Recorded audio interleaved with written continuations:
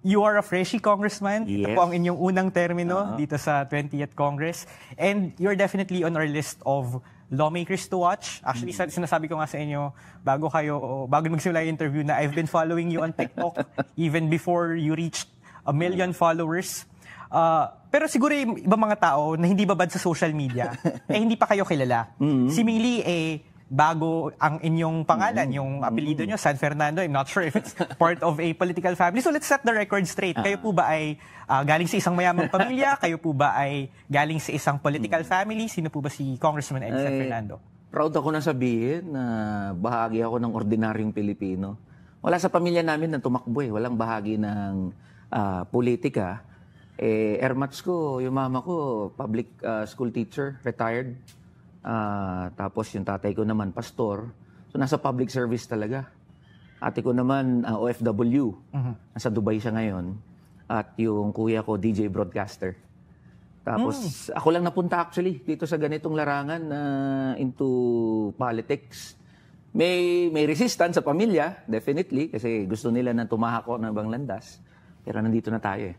Pero proud to say, walang any family na nasa politika. As far as I know, hindi ko alam kung yung mga malayong kamag-anak ko meron, pero wala akong alam na kapamilya ko na nasa Just out of curiosity, Congressman, how much was yung declaration nyo sa SOSE ninyo na nag-ask? 3 million. That's very low compared to how it's usually, alam mo, usually ran. Nung mga nakausap ko sa Congress, sa House of Representatives, may mga nagbubulungan doon. They've spent hundreds of millions of pesos. And then when they ask me, Eli, magkano ba nagastos niyo sa party list?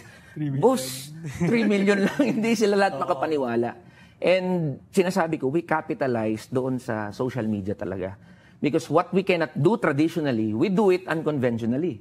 So yun yung sa pamamagitan ng TikTok tsaka Facebook at paano makuha yung imagination ng mga kamanggagawa natin at ng mga kababayan natin. So you would say na parang social media yung nagpapanalo ng eleksyon ninyo? I cannot fully say that social media yung nagbit-bit sa kamanggagawa sa pagkapanalo. Pwede ko sabihin na major factor siya. Okay. Kasi pinagsalubong namin eh. We have organized bases eh. May mga union, may mga workers associations, may mga homeowners, may mga communities, may mga farmers kami na bases.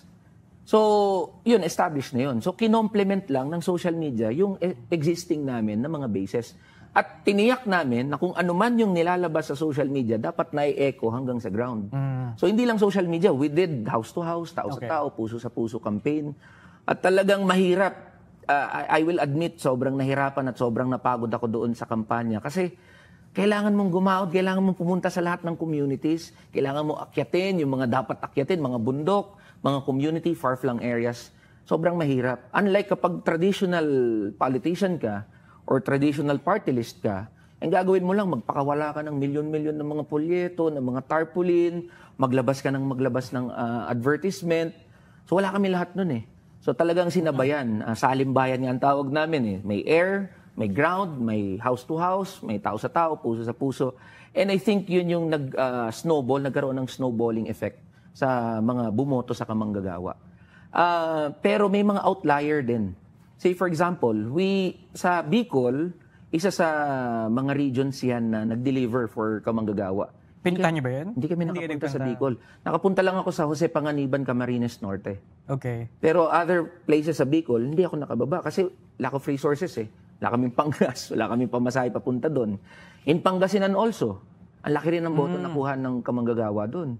So, hindi rin kami lumapag doon. Napakanipis ng base namin doon. Not enough to deliver such number of votes. At tinignan namin, nung inaral namin yung datos, kung saan nanggaling yung mga boto ng kamanggagawa, makikita doon kung saan nanggaling yung base votes, tsaka yung market votes. And we think na yung mga market votes namin, talagang ang naghatak dyan, yung social media presence ng kamanggagawa party. And actually,